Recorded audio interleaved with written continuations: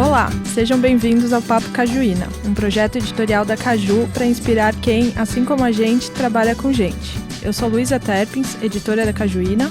E eu sou Lucas Fernandes, líder de Gente e Gestão da Caju. E a cada episódio falaremos sobre temas relacionados a RH e liderança com convidados super especiais. Bom, começando mais um episódio, e hoje, Lu, acho que vale contar uma curiosidade de bastidores, que desde o início, quando a gente começou a pensar no podcast, a gente sabia que ia ter um episódio sobre cultura, e a nossa inspiração, claro, foi o livro A Regra é Não Ter Regras, escrito pelo fundador da Netflix, o Reed Hastings, junto com a Erin Meyer, que é a professora de negócios, e que teve um trabalho muito próximo dele para montar a cultura, né? Então, a cultura da Netflix é um super exemplo para um monte de gente. E a obra, para quem não conhece, é considerada por muitas startups uma bíblia, né? Inclusive, inspirou e inspira nossos convidados de hoje, que tiveram a oportunidade de montar uma cultura do zero, no caso, a da Alice, que é a gestora de saúde. Então, sem mais delongas, temos aqui na mesa o cofundador, Guilherme Azevedo, e Graziele Bálico, a Head de People Operations. É isso aí, super prazer ter esse papo com vocês, muito obrigado pela presença, pessoal. E a gente queria só pedir, assim, para que vocês se apresentem rapidinho, para quem está ouvindo a gente conhecer um pouco de vocês. Bom, eu sou a Grazi, poucas pessoas me conhecem por Graziele. Eu entrei na Alice em julho de 2019, entrei para Finance, mas nesse iniciozinho de empresa a gente acaba fazendo tudo. E eu acabei encontrando o meu caminho para People Ops mesmo, e aí hoje eu tô liderando essa área que é bem, bem legal e bem diferente de tudo que eu conhecia. Então, a galera me conhece como Gui, Guilherme é muito comprido, aí Gui ficou mais fácil. Eu comecei a Alice junto com o André e o Matheus e eu cuido da área de saúde. Muito bacana. Mas Gui, conta pra gente, acho que começando do começo, conta um pouquinho da história da Alice, falando assim, de onde veio a ideia de fundar a Alice, que tipo de problema que vocês estavam querendo resolver naquele momento? Tá. Por origens diferentes e razões diferentes, André, Matheus e eu, a gente se conforma, bastante conformado com o jeito que, para onde a sociedade está indo em termos de saúde. É tipo, tá batendo, já bateu no muro, né? Existe uma epidemia de doenças crônicas que está super presente fora do Brasil e está ficando muito presente no Brasil. A minha origem, eu venho já da área de saúde, estou há 10 anos, antes como co-founder do Dr. Consulta, André e Matheus na 99, mas cada um com a sua origem de história, o que uniu a gente foi um certo inconformismo, poxa, vamos... Porque o que precisa para transformar a forma como as pessoas lidam com a saúde delas? E a Alice é a criação em cima de, uma solução para tentar ajudar as pessoas a se tornarem mais saudáveis. E a forma que a gente achou para fazer isso foi uma gestora de saúde que, por acaso, também tem que ser um plano de saúde, porque o membro paga uma mensalidade e a gente também dá o serviço da pessoa buscar hospitais e médicos e tal, quando ela precisa. Então, isso configura uma operadora de saúde ou uma seguradora de saúde, mas isso é um componente do produto. O produto ele é muito maior do que isso e é uma gestora de saúde. E o nosso objetivo é tornar o mundo mais saudável. A gente quer ajudar as pessoas na jornada de saúde. A gente gosta de usar, às vezes, o termo avatar. Então, todo mundo tem um avatar mais saudável que dá para vestir. E muitas pessoas não conhecem esse avatar, nunca foram apresentadas a esse avatar. A gente quer que elas conheçam, vistam esse avatar e descubram que, eu tenho aqui uma versão mais saudável dentro de mim, que me torna uma pessoa melhor, mais plena, mais potente, mais feliz. E é muito sobre isso, Alice. De fato, é um modelo muito diferente de como você busca a saúde, de como é que você chega até lá e desse acompanhamento. Eu acho muito legal que não é quando a necessidade aparece, é uma questão do acompanhamento. E conta pra gente, o modelo de negócio de vocês atualmente é B2C, B2B, enfim, como que as pessoas conseguem chegar até a Alice? Então a Alice começou como um produto individual, o B2C, e hoje a gente já está com o produto B2B, apesar de não estar divulgando, mas a gente está ainda numa fase já bem evoluída de teste, mas o futuro Alice é B2B e B2C. Mas no final, o que é super importante, Lucas, é que pra gente o que importa é a pessoa. O B, infelizmente, é um intermediário, mas ele é necessário, porque ele é um benefício que a empresa dá para as pessoas, mas a saúde é da pessoa. Importa para a saúde aquele indivíduo, aquela pessoinha que se relaciona com quem está ajudando ela a cuidar da saúde dela. Então, a Alice chama Alice, esse é um ponto importante, porque pra gente nunca esquecer que é uma pessoa que está lá e que a pessoa é o centro de tudo. Então, o B2B, ele é um canal para a gente se relacionar com a pessoa. Então, essa relação direta com a pessoa, ela existe no B2B também. Se ela não existir, a gente não quer fazer esse negócio de B2B. Entendeu? As empresas que trabalham com a Alice, que vão trabalhar com a Alice, elas têm que topar esse modelo. Porque senão não faz sentido. Grazi, a gente faz um tempinho teve a oportunidade de bater um papo para o site da Cajuína, que inclusive a nossa entrevista está no ar. Vou colocar aqui nos destaques também, na bio. E você me contou um pouco da sua trajetória nada normal até chegar em RH. E eu tenho reparado que muitos profissionais de RH vieram ou vêm de outras áreas. Então, já vi gente de marketing, que agora está na área de RH, gente de jurídico, financeiro, enfim. Conta um pouquinho como foi a tua trajetória e como que foi, principalmente, aprender na prática enquanto você construía essa área na Alice, né? Bom, eu nunca tinha nem considerado a área de RH, porque minha família inteira é engenheira, eu venho de uma família muito tradicional e tal, então a gente acabou sempre, nunca pensei muito fora da caixa. Mas eu sou formada em engenharia civil também, e eu comecei a trabalhar com engenharia civil e não via sentido, eu não gostava muito, eu via que era tudo muito engessado, muito grande, um ambiente muito ruim. E eu falei, putz, eu queria sair daqui. Fui fazer uma pós em administração e achei uma oportunidade para ir para planejamento financeiro na 99. Que assim, mudou o tema, né? Porque na obra também eu trabalhava bastante com essa parte de finanças e tal. Quando eu fui para 99, eu fui para um outro tema que era a mobilidade.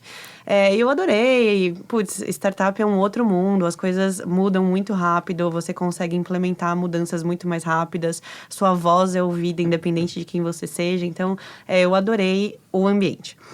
E aí, foi na 99 que eu conheci o André. Quando ele saiu da 99... Ele falou, Grazi, tô abrindo a Alice, você não quer vir conhecer a gente e tal, conhecer nosso propósito? Quando eu fui conversar com ele, eu cheguei em casa e falei, eu só preciso achar um jeito de ir trabalhar lá. Então, sentei com meu marido, a gente decidiu, putz, tá, vamos fazer virar. Fui pra Alice pra área de finanças, né, de finance. Mas no comecinho, de novo, né, você faz um pouquinho de tudo. E aí a gente começou a crescer, a gente foi abrir conta no banco, foi cadastrar os funcionários no E-Social, eu não sabia nem o que era isso. E aí a gente tem um escritório de contabilidade que ajuda a gente bastante, e aí eu fui tomando conta disso, porque no fim das contas a gente precisava que todas as pessoas que estivessem ali, né, os pitaias, que ainda não eram conhecidos assim, ficassem muito felizes e confortáveis de trabalhar ali e dar o melhor. Então, assim, a gente precisava garantir um ambiente sensacional para essas pessoas conseguirem trabalhar da melhor maneira. E aí, com o escritório de contabilidade, eu fui tornando a parte mais burocrática, assim, sem que o pitaia visse, assim, mas que chegasse nele da melhor maneira possível, e a gente foi automatizando e tal. E aí eu fui aprendendo, assim, na prática, muito desafiador, porque no fim eu tenho hoje, né, um monte de cliente que, né, olha para mim para procurar ajuda, para tirar dúvida, etc. Então, no fim das contas, eu acabo mexendo no bolso das pessoas, eu acabo mudando a vida das pessoas uma a uma de uma maneira diferente. Então, a gente precisa ter esse cuidado máximo para que ninguém saia prejudicado, para que todo mundo esteja trabalhando muito feliz. E é muito desafiador, porque qualquer pequeno erro, você já fica, meu Deus, eu preciso consertar isso o quanto antes. E aí, nessa trajetória toda, eu aprendi a lidar com isso, com toda essa ansiedade e achar uma solução um pouco mais rápida e dinâmica para que a pessoa, enfim, tivesse o problema solucionado ou, enfim, que ela vivesse melhor dentro da Alice. Mas, de novo, foi muito desafiador. Eu, como funcionário da Alice, eu não vivo sem o que a Grazi construiu. Aquele bambu, aquele sistema de HR que Nossa, meus olheiros estão lá para fazer meu IR, é um sonho, assim. Nunca na minha vida eu trabalhei numa empresa que tivesse uma operação tão estruturada dessas burocratas, assim. Que legal. Obrigada pelos elogios. Mas uma coisa que eu tive que solucionar, porque quando eu fui para RH, para People Ops, né, que a gente chama, era só eu. Então, eu não tinha muito tempo de, tipo, adotar soluções muito burocráticas e manuais. Então, eu tive que automatizar o máximo que eu pude. Então, isso que o Gui falou, do bambu e tal. Meu, o onboarding é todo digital, a gente não tem papel, tudo é muito automático. Então, foi só dessa maneira que a gente conseguiu escalar a operação e as pessoas não tivessem problemas. Deve ter um ladinho da engenheira ali fazendo um isso, né? Com certeza. Mas você fez pesquisas, assim, tem algumas startups ou empresas que você sentou com essas pessoas e falou, gente, me ajuda, como que vocês fazem? Rolou Nossa, isso? eu falei com muita gente, principalmente no comecinho, assim, o Luiz, que é o nosso CFO, ele me conectou com algumas pessoas que ele conhecia, fui falar com outros conhecidos de startup, a própria 99, eu tinha amigos lá, fui entender, assim, fui falar na Decathlon. Então, assim, eu fiz um bench, uma conversa para entender mesmo rotina, porque eu não sabia nada. Tipo, eu podia estar deixando passar um elefante branco na sala e eu não saber. Então, fazendo todas essas conversas, eles foram me orientando e tal, foram super... me abraçaram, assim, né? Me explicaram, se colocaram à disposição. E aí, junto com essa nossa empresa de contabilidade, que me ensinou na prática, aí eu juntei tudo e acho que tá dando certo. Muito bom. E no meu viés de RH, eu não posso deixar de ouvir você falando sobre ambiente em alguns lugares, que ambientes mais tradicionais, ambientes um pouco diferentes. E eu tô super curioso, porque estando numa startup em crescimento como a Caju, como que surgiu a cultura da Alice? E aí, assim, às vezes é de uma forma muito orgânica e a gente depois vai nomeando esses elementos, ou de fato vocês se preocuparam com cultura desde o dia 1? E aí pergunto para os dois, mas talvez conversando com você, Gui. Puxa, Lucas, sim, me preocupou com cultura desde o dia 0. Desde o dia que... Desde antes, para falar a verdade, porque quando o André e eu nos conhecemos, e acho que isso muito puxado pelo André, e eu sou super paranoico, mas eu consegui achar uma pessoa bem mais paranoica com cultura. A gente fez um trabalho de speed dating, porque a gente nos conhecia, né? A gente foi apresentado pelo Canary, por amigos do Canary. O André e eu, acho que temos, sei lá, dezenas de páginas escritas um sobre o outro, porque a gente se ofereceu 15 nomes que trabalharam um com o outro. Assim, gente que trabalhou comigo há 20 anos atrás. O André falou com mais de, sei lá, 15 pessoas. E num processo de se conhecer profundamente para entender como é que aquela sociedade poderia funcionar ou não, antes da gente, de fato, começar. E foi muito interessante, porque eu comecei a conhecer o André profundamente, tipo, as conversas começaram a se repetir, os padrões se repetindo, eu falei, pô, acho que eu tô começando a conhecer o André. Então, isso foi o primeiro processo de transparência total e de abertura total, né, de radical candor, assim, de um se oferecendo pro outro. E daí a gente escreveu 2 redações, escreveu uma redação para mim, escreveu uma redação para ele, inclusive no processo de escolher o CEO, onde... Ele foi escolhido por nós dois como CEO. Então, já desde o dia 1, foi um processo de transparência, assim, absoluta. E isso, tipo, é uma das pedras fundamentais, eu acho, da nossa cultura. Porque depois, a gente fez um off-site com os founders, onde o primeiro evento relevante da Alice, eu acho, depois de tomar a decisão da gente começar, nós 3, depois desse processo, foi um off-site, onde a gente saiu do off-site com um rascunho das virtudes. A gente escolheu o nome virtude em vez de valores, porque virtude é algo que você pratica no dia a dia, valor é algo que pode ficar preso na parede só. E a gente saiu de lá falando, puxa, o que é não negociável da cultura dessa empresa e que desde o dia 0 tem que existir. Então, o próprio processo de escolher o nome, tipo, Alice não é... Por que Alice? Porque é um nome que a gente curtiu. Mas é o nome de uma pessoa. Desde o dia 1 a gente falou, cara, essa cultura é uma cultura centrada em pessoas. Essa empresa vai ter o nome de uma pessoa. Então foram várias pedras fundamentais antes de chegar...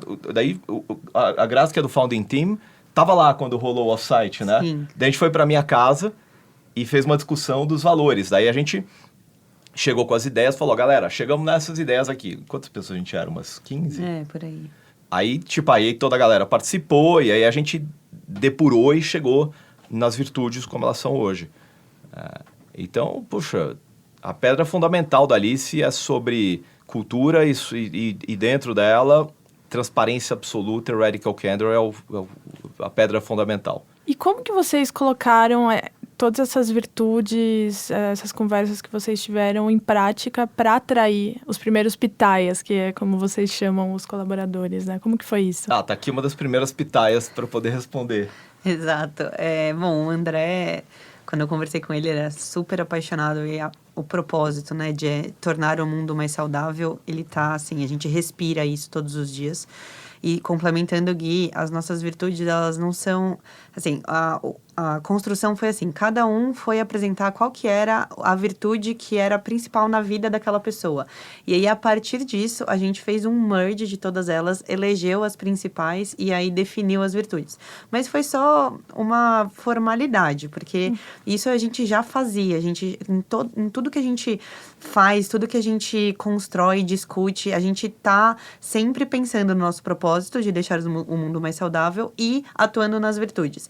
E eu acho que a gente deixa isso muito transparente em todas as conversas. Assim, eu ajudo bastante o time de health a fazer entrevistas com os enfermeiros, os médicos, e eu sempre pergunto, e aí, o que você achou da Alice? Ele falou, nossa, as virtudes de vocês fica saindo, assim, de vocês, assim, é muito claro de que tá todo mundo muito focado no que vocês estão fazendo. Então, assim, eu acho que não tem uma regra, você tem que fazer isso. Eu acho que o processo de fundação da Alice é o que o Gui falou, daí antes dela existir, a virtude veio junto. Então, todo mundo está muito acostumado a isso. E eu já vi muitas discussões dentro da Alice de a gente parar tudo e falar, não, pera, isso está alinhado com as nossas virtudes ou mesmo com o nosso propósito? E assim, não é nem só a parte de operação ou vendas, é tudo, absolutamente tudo. Todas as discussões, então, sei lá, benefícios, assim, absolutamente tudo é embasado nessas virtudes e a gente é muito transparente. Então, o André gosta de falar muito assim, a gente conseguiria explicar isso na nossa reunião semanal para todos os pitaias? Se a gente não consegue, então provavelmente a gente precisa pensar um pouco mais ou melhorar a discussão, enfim. Então, transparência é a base e as virtudes é o que a gente respira todos os dias. Legal. E ainda falando sobre o momento de fundação, eu costumo ver muitos empreendedores, fundadores, quando estão montando o deck para ir atrás de investimentos, se preocupa muito mais com o modelo de negócios, com o time, e às vezes não dá tanta importância para a cultura. Vocês acham que hoje mostrar a cultura, levar para um investidor já a cultura, como que vocês pensam, o que vocês desejam atingir, é tão importante quanto? É super importante, mas a cultura ela transparece. Então, a cultura, quando, sei lá, eu me colocando como investidor que recebe o pitch de centenas de empreendedores, a cultura você, num pitch especificamente sobre isso, você pode até falar da sua cultura, mas ela está transparecendo na fala, no deck, no resultado até aquele momento, ela transparece de todas as formas, na comunicação, tudo. E eu acho que o investidor que é experiente, ele saca isso. Saca quando a empresa tem uma cultura forte e saca quando não tem. Então não adianta você falar da cultura. Ela tem que transparecer. Daí que vem um pouco do conceito de virtude. A virtude se pratica. A virtude não se fala dela. A virtude, ela emana das pessoas, das atitudes e das ações. Tem que ser genuíno, né? Não tem jeito. E dentro desse aspecto genuíno, uma coisa que me fascina com cultura é que às vezes não existe um fit perfeito, certo? A gente vai procurar pessoas que se alinham com as virtudes, com a cultura, com os valores, mas em alguns momentos isso vai dar algum tipo de choque. Como é que vocês lidam com situações que às vezes tem algum ponto de atrito ou de fricção em relação a grupos ou indivíduos e a cultura da Alice hoje? A gente está sempre muito aberto a todas as discussões, né? Então, a Alice já mudou bastante desde o começo. Assim, questão de diversidade, é uma pauta muito relevante lá na Alice e tal. Mas eu acho que, assim, o core, ele não pode ter atrito, porque quando ele tem atrito, ele fica insustentável. Agora, se é alguma coisa, sei lá, o core tá ok, mas a pessoa tem alguma incompatibilidade com algum item ou sei lá, detalhe daquela virtude. Beleza, é conversável, é adaptável, a gente consegue absorver, isso não vai contra o nosso propósito, a gente conversa, a gente adapta. Tanto que hoje a gente gostaria de dar um ambiente bem personalizado para cada pitaia, porque a gente sabe que a realidade, background, toda a formação de cada pessoa é diferente. Mas, contanto que o core seja compatível, é sustentável e é conversável. Acho que um exemplo, assim, uma das nossas virtudes é nos importamos com as pessoas genuinamente. E, tipo, tem esse genuinamente porque é pra valer. Porque não é só nos importamos com as pessoas, porque um monte de gente fala isso. E a gente tenta só, genuinamente, é muito real. E uma derivada disso, dessa virtude, é que a gente não fala dos outros quando os outros não estão na sala. E, tipo, isso é pecado. Tipo, isso é pecado mortal. A não ser que você esteja, nesse momento, por exemplo, a gente está no processo de avaliação de performance. Então, existe uma estrutura para você avaliar a performance, falar da pessoa, onde está presente, dentro de um processo que é conhecido. Mas se estamos aqui falando e a gente começa a falar de uma pessoa que não está na sala, cara, você está fora. Está fora da Alice. Tipo, é na hora. Porque isso é pecado mortal. Tipo, a gente não aceita. Entendeu? Quando você quer falar de alguém, a pessoa tem que estar na tua frente. Então, é isso que a Graça está falando. Tem algumas coisas que acabou o jogo. Então, isso, entendeu? Tem pecados... isso é ferir a cultura no coração. E acho que esse negócio de falar dos outros, ele é um problema super grave, assim, na nossa cultura como sociedade. E, na Alice não rola. E eu falo isso em todo onboarding. Eu uso esse exemplo. Eu falo especificamente desse assunto. Então, assim, tem que ser muito pragmático também. Eu acho que a gente não pode demorar para agir também. Então, quando a gente identifica algum problema ou algum erro de contratação ou erro de cultura, a gente já senta, a gente já conversa, a gente vai entender exatamente o que está acontecendo, se foi um caso pontual ou se não, é aquela pessoa daquela maneira, porque é o valor que ela acredita e que não é compatível com a Alice. Não é que ela é uma pessoa ruim ou nada, é só porque é incompatível e provavelmente não vai ser o melhor relacionamento e a gente já... toma a decisão ali. Então, eu acho que é o que o Gui falou. Tem que ser muito pragmático. É legal esse processo de vocês, porque eu acho que é isso. A cultura, para ela ser muito forte, muito presente, você precisa fazer escolhas. E em alguns momentos, as escolhas são de tomar decisões bastante pragmáticas e dizer, olha, isso aqui não funciona, isso aqui funciona. A tomada de decisão, como vocês trouxeram. Então, todos esses aspectos, é interessante que vocês protegem em real essa cultura e a essência e dizer, olha, a cultura, ela tá... É o ativo que vocês querem proteger, é o que vocês querem, é a maneira de vocês protegerem um acordo combinado que vocês fizeram com todos os pitaias aí também. Exatamente. Né? Acho que um exemplo, assim, de um ritual de cultura interessante, a gente tem vários, mas nosso All Hands é toda segunda-feira às 10h15, chama Alice na Arena. Ele tem o nome Alice na Arena por causa do discurso do Roosevelt que chama The Man in the Arena. Posso falar sobre isso, mas enfim, a essência não é a crítica que conta, é ir para a arena e sujar a mão e fazer, e é isso que conta, é quem tenta, não é quem critica. Criticar não vale nada. E acho que isso é muito sobre empreender também. E aí, esse ritual, ele é absolutamente sagrado. Os profissionais de saúde não têm agenda na hora desse ritual. Não existe nada que quebra, não existe nada mais importante do que a Alice na Arena. Quando você está de férias, você não participa na Alice na Arena, porque... A outra virtude é que nos importamos com a nossa saúde e a nossa felicidade. E você está de férias, está cuidando da sua saúde e da sua felicidade, você não vai trabalhar. Agora, é um ritual onde aí ele pega uma outra virtude nós, que é subirmos a barra e evoluímos todos os dias, que é o Alice na Arena, a gente mede o NPS dele e a gente é obcecado em fazer esse NPS subir. E esse NPS é perto de 90. Agora, todo Alice na Arena tem que ser melhor que o anterior. Onde a gente fala de diversos assuntos, tem uma pauta, são temas relevantes, agenda estratégica, a gente fala de resultado mensal, mas a gente sobe a barra desse evento toda semana e a gente fica absolutamente obcecado em fazer isso. É um veículo de transmissão de cultura também. E o Alice na Arena é um exemplo, a gente tem alguns outros, não muitos, alguns outros rituais super relevantes e que, puxa, tem parte do André, de mim, do Matheus, de subir a barra. Outro dia eu fiz que eu falei de um tema de expansão, e eu falei, cara, eu fiquei domingão lá, eu tenho 3 filhos, tá, mó sol, eu fiquei lá, puxa, refinando a apresentação, gastei umas 4 horas, assim, falei assim, cara, eu tenho que subir a barra dessa apresentação amanhã. Porque se eu não fizer isso, eu não tô praticando a virtude. E aí NPS de 95. Arrasou. Mas cara, é essa obsessão. Ela não é, Grazi? Com certeza. Você gostou daquele Foi arena? incrível. E é muito legal que as pessoas, elas perguntam, porque a gente abre, de novo, né, da transparência, a gente abre para perguntas. Então, assim, todos os pitaias podem fazer qualquer pergunta que eles quiserem e a gente responde no fim da arena. Então, é bem legal. Quanto tempo dura, mais ou menos, uma sessão? 45 minutos. É das 10h15 às 11h.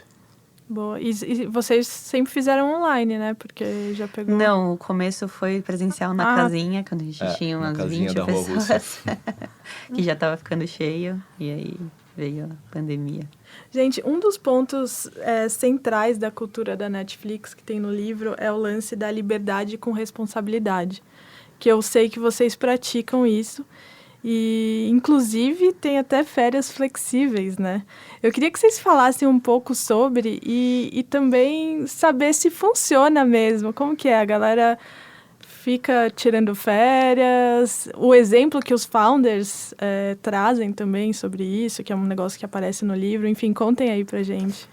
Bom, a gente tem 30 dias úteis de férias flexíveis na Alice e é um benefício que eu honestamente nunca tinha visto, nunca tinha experienciado. E quando a gente lançou isso, eu fiquei meio, putz, eu acho que as pessoas não vão vir trabalhar mais. Porque, né, 30 dias úteis são quase 45 dias corridos. E as pessoas são muito responsáveis, porque quando a pessoa vem para Alice, ela tem uma meta, ela tem uma missão, ela tem um job to be done.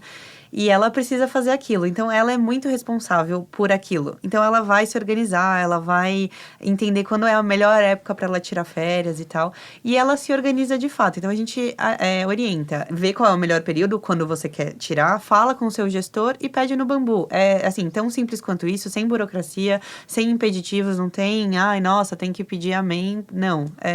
Você se organizou, você alinhou com o seu time para não deixar ninguém na mão, você pode descansar. E a gente tem bastante exemplos na Alice, vindo dos founders, que eles tiram as férias, eles descansam, eles ficam completamente inacessíveis num período, porque se você ficar ligado, vou olhar só meu e-mail, acabou, você não tá descansando. Então, assim, o exemplo vem deles. E as pessoas tiram, e assim, elas não sumiram da Alice, elas continuam trabalhando lá, e a operação tá indo super bem, então funciona super, as pessoas ficam mais felizes. Quando as pessoas vêm pra Alice, elas não acreditam, não, mas são 30 dias úteis, eu falei, não conta sábado e domingo? Eu falei, não conta. Então, elas ficam muito, nossa, meu Deus. Então, é um valor percebido muito alto e que agrega muito valor, com certeza. Eu acabei de voltar da Disney. Eu dei uma emendada no carnaval. Antes eu tinha, em janeiro, levei meus filhos para Patagônia. Tirei 10 dias. Enfim, eu tento dar o exemplo. Agora, as pessoas que, como a Grazi falou, as pessoas que estão lá, elas são responsáveis. Quando a gente traz o nosso processo de recrutamento, ele é treta. Se a pessoa entra na Alice, é porque ela tem os traços de aderência à cultura. Se ela não tem a cultura, ela tem os traços para aderir à cultura. A predisposição de aderir à cultura. E a gente sabe que esse tipo de pessoa vai atrás, pessoa que ela tem responsabilidade dentro do DNA dela. E esse tipo de pessoa, você dá o desafio, ela agarra e vai. Sei lá, já trabalhei bastante. Estou formado, me formei em 97 na faculdade. Então, já andei, já rodei. E eu acho que a gente também tem, historicamente, no Brasil, uma cultura muito de comando e controle. E a Alice é o oposto disso. É delegar com responsabilidade. E as pessoas são absolutamente responsáveis, inteligentes e têm bom julgamento. É só você ter uma cultura forte, um processo de recrutamento sólido. E isso escala. Então, escala completamente. E isso está muito alinhado com com o que você leu no livro da Netflix. É só pontuar que na parte de recrutamento, você não faz só uma entrevista técnica e aí quando a gente fala, vamos fazer uma entrevista de cultura. Não é com RH, é com outro pitaia totalmente fora daquela área que vai conversar, bater um papo com a pessoa para entender, putz, será que faz sentido? Será que ela tem a... E é esse pitaia que vai identificar se a pessoa tem a cultura. Então isso é muito legal porque a gente consegue identificar o core da pessoa, sabe? Eu acho que isso ajuda bastante. Luiz, eu acho que esse é um ponto importante que acho que o Lucas, que eu tava falando para você da pedra fundamental da cultura da Alice, acho que essa é outra. O processo de recrutamento da Alice, eu acho que hoje nós somos em quase 700 pitaias. Isso. Acho que até 400, mais ou menos. André, Matheus e eu, teve poucas pessoas que entraram na Alice que um de nós não entrevistou. Eu tive meses, não foi semanas, foi meses, que, sei lá, 1/3 do meu tempo, 40% do meu tempo, era entrevistar gente. E tá errado? Não, tá certo pra caramba. Eu me orgulho de ter dedicado essa quantidade de tempo para ajudar a trazer as pessoas. Então, eu acho que isso ajuda muito a construir e dar o exemplo. E aí isso ajuda a formar o time que hoje trabalha com autonomia para recrutar as pessoas da forma que a gente os recrutou. E isso é uma, sei lá, uma profecia self-fulfilling prophecy, assim, as pessoas vão replicando.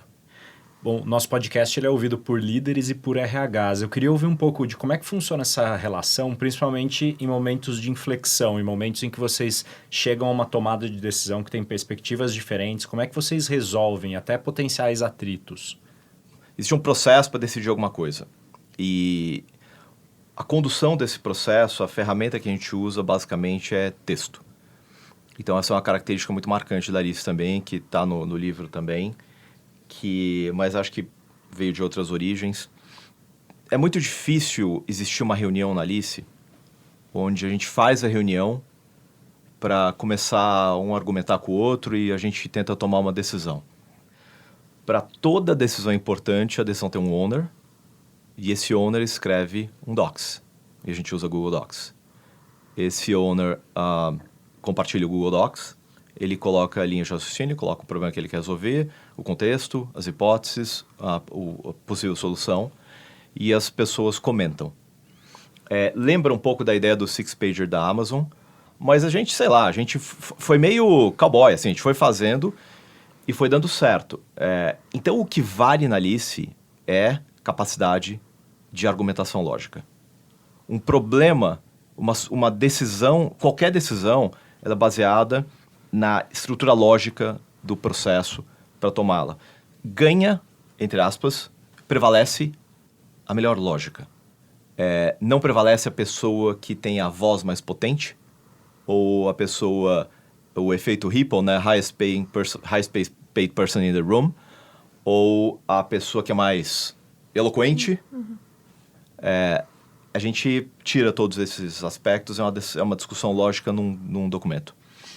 E acho que é difícil enfatizar o quanto isso é marcante na Alice. Tipo, essa cultura muito, muito marcante nossa. O que você acha, Grazi? Total. Eu acho que todas as discussões... A pandemia deu um boost Sim. nesse docs aí, porque ele obrigou a gente a aprender a se comunicar de forma assíncrona. Então, eu acho que a gente teve um pouquinho de problema de comunicação no começo, porque, putz, alguém falou com alguém no Slack, e aí depois a informação não chegou para todo mundo. Mas, assim, isso...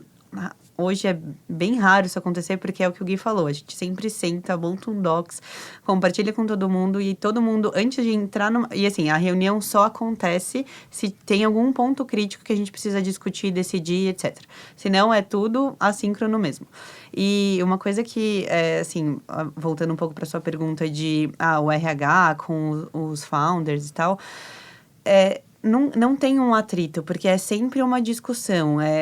Eu já cheguei eu tenho bastante contato com o André, e assim, sempre que eu chego pra ele pra falar alguma coisa, tipo, ai, André, ó, a gente tá pensando em fazer isso, sempre super estruturada, já pensei 1 milhão de vezes, já me estruturei num Docs, e aí só chego com os bullet points pra ele, e ele fala, ó, a minha ideia é isso, eu acho isso, não concordo com isso, o que que você acha? O que que você pensa? Então, é sempre uma discussão de 2 mãos, assim, ele pergunta, eu pergunto, e a gente sempre decide, e aí, putz, acho que a gente não tem capacidade de decidir nós dois, vamos envolver quem mais que a gente poderia envolver. Então, nunca é uma decisão top-down, tipo, é porque o Gui quer, ou porque o André quer, ou porque o Luiz quer. Não, é porque faz sentido, porque vai tornar o mundo mais saudável, porque vai ser alinhado com a nossa cultura. Então, não tem esse atrito, assim, né? Não, é muito, não existe eu acho que. Isso.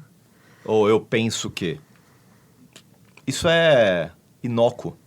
O que existe é a melhor lógica é essa. O melhor argumento é este. Então, acho que essa é uma diferença bem... Isso é uma cabeça muito engenheira. E eu acho que ela evita os atritos de ego. E essa é outra coisa. Na Alice, o ego não é bem-vindo. Exato. O ego fica na porta.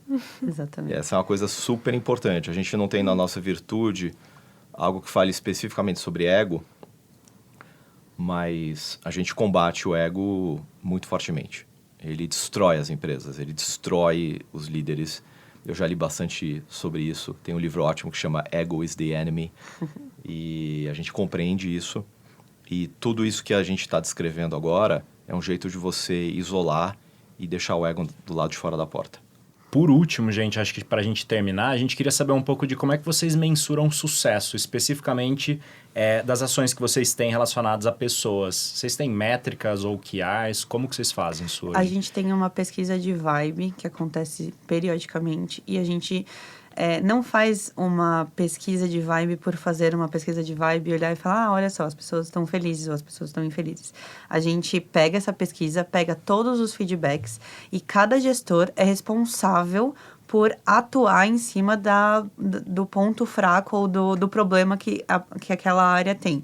Então, assim, meu gestor, ele senta comigo e fala, gente, ó, essa foi a pesquisa de vibe da nossa área, os feedbacks foram esses, eu queria escutar de vocês, como que a gente pode melhorar. Então, assim, é sempre atuar ativamente, não só ter uma métrica por ter uma métrica. Informação por informação não leva a nada. Então, a gente sempre endereça tudo que a gente faz para sempre melhorar e é o que o Gui falou, a gente precisa subir a barra todos os dias. A gente precisa que a vibe esteja ótima, porque pessoas felizes, né, trabalham bem e é um das nossas virtudes, né?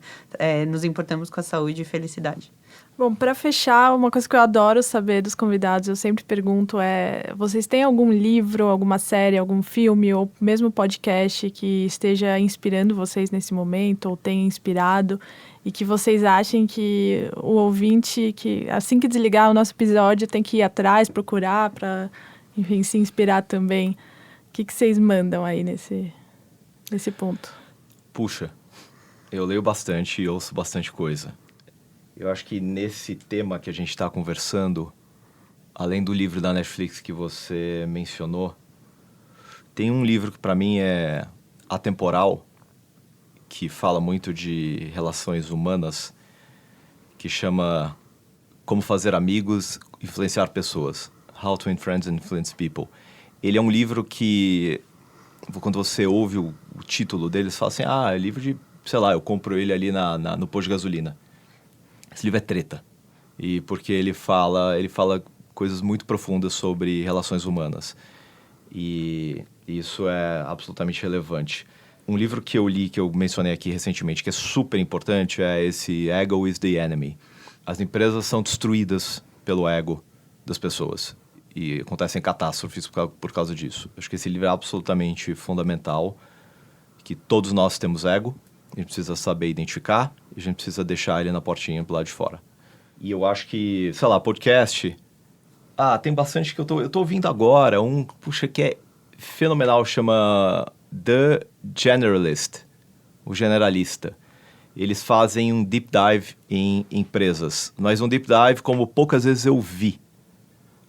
Eles escrevem, ele é muito bem escrito, e tem alguns desses textos que o escritor narra. e ele fala bastante profundamente de cultura de empresas de tecnologia. E não empresas grandes, empresas jovens, assim, que estão em série A, série B, empresas até, às vezes, pouco conhecidas. Eu recomendo, assim. Eu acho que ele é bem vanguardista, assim. The Generalist. Bom, eu não tenho tudo isso de repertório do que eu Gui, mas um livro que eu acabei de ler que eu achei sensacional é o Antifrágil, do Nassim Taleb.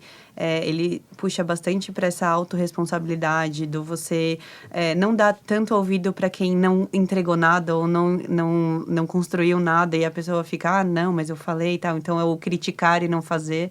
E o ser o responsável pelas coisas que acontecem na sua vida. Então, assumir as rédeas e executar e se responsabilizar para as consequências que acontecem com você. Então, eu acho que isso é também um dos principais mantras que eu tenho para o meu dia a dia, assim.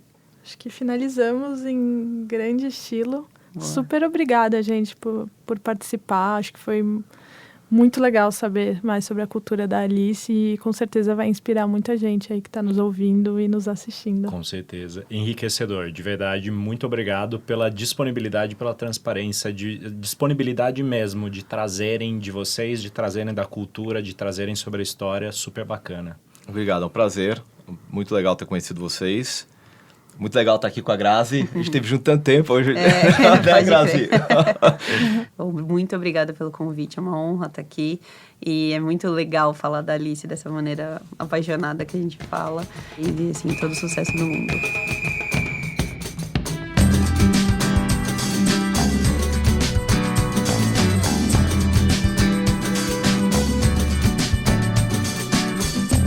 E aí, gostou do papo? Acompanhe os nossos conteúdos em cajuína.org e não perca os próximos episódios. O Papo Cajuína é uma realização da Caju, da Matraca Records e da Tuque Filmes.